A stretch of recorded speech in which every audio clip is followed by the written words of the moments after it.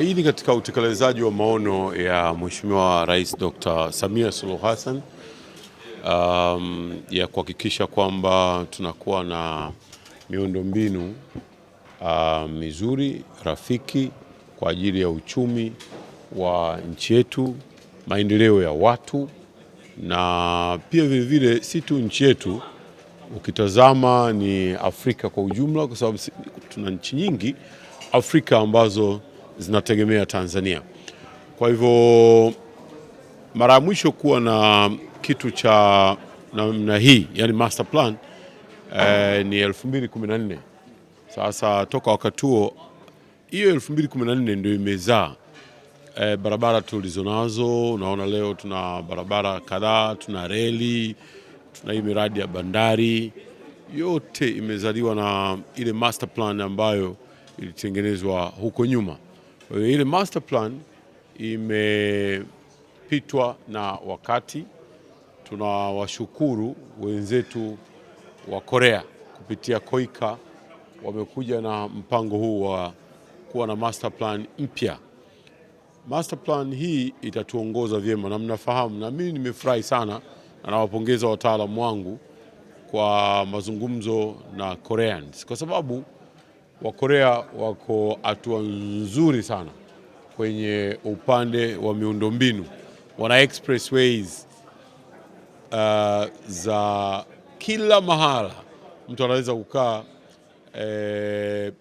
umbali wa kilomita 400 lakini akawa anatoka na kwenda na anakurudi bila matatizo yoyote.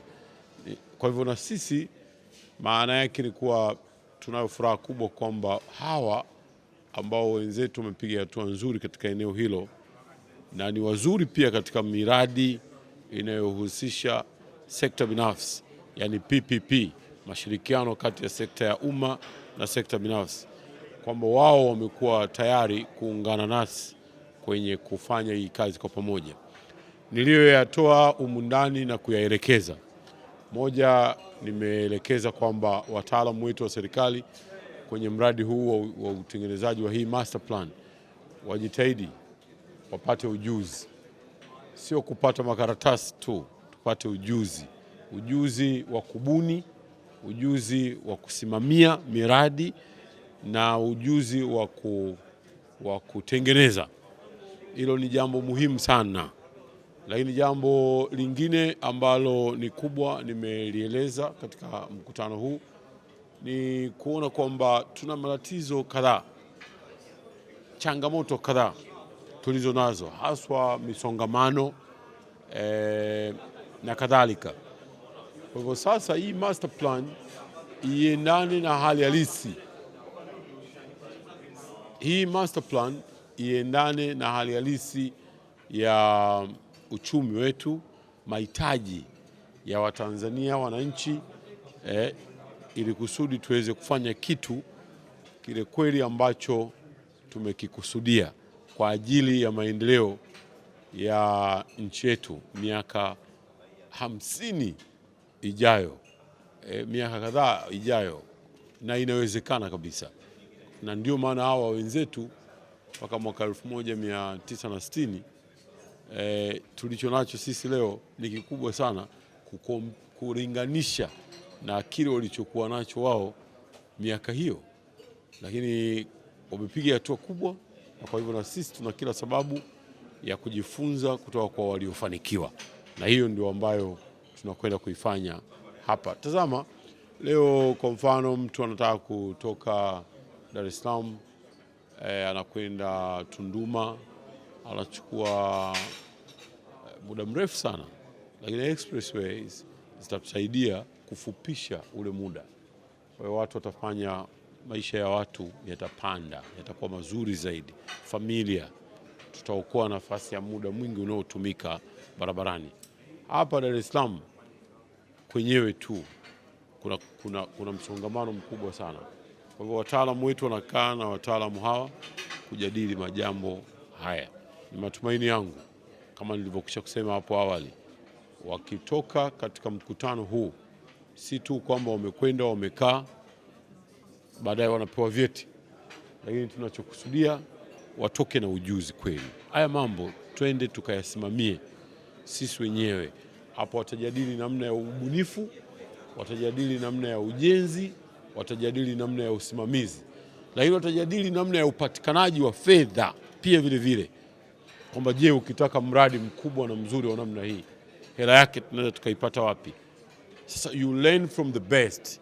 Wao wamepata, kuna njia walizozitumia za halali kabisa, na sisi tunataka sasa tuweze kwenda katika namna hiyo, tujenge miundombinu yetu, maisha yetu wa Tanzania yaendelee kuboresheka zaidi na uchumi wa taifa letu. Kwa majina anaitwa Mhandisi Elibariki Mkumbo, ni meneja wa miradi ya PPP wa wakala wa barabara TANROADS.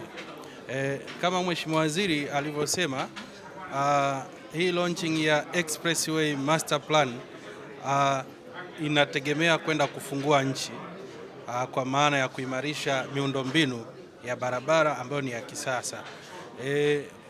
Kama mnavyoelewa, dira yetu ya taifa ya 2050 inahitaji Tanzania iwe nchi ya uchumi wa kati wa juu. Sasa ili kufikia uchumi wa kati wa juu ni lazima uwe na miundombinu ambayo ni bora, miundombinu ya kisasa. Katika miaka 20-30 iliyopita tumepiga hatua kubwa sana katika kuimarisha miundombinu ya barabara, bandari na viwanja vya ndege. Lakini katika level iliyopo hiyo miundombinu haitoshi kuweza kutufikisha katika hiyo dira ya 2050 ambayo inahitaji Tanzania kuwa na uchumi wa kati wa juu.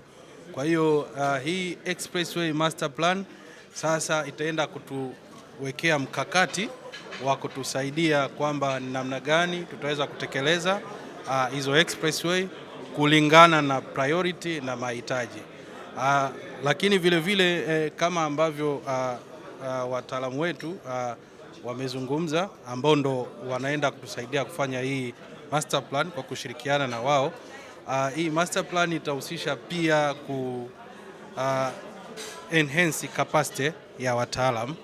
Kwa hiyo tunategemea kwamba baada ya miaka mitatu, kwa sababu hii establishment ya master plan inachukua miaka mitatu, kwa hiyo itahusisha pia capacity building ya wataalamu. Kwa hiyo tutakuwa na wataalamu wenye uwezo wa kudesign, wenye uwezo wa kuendesha, lakini pia hata wenye uwezo wa kuplan. Kwa hiyo master plan hii, kusema ukweli, ni msingi mkubwa wa kutufikisha kule ambako tunataka Tanzania ifike.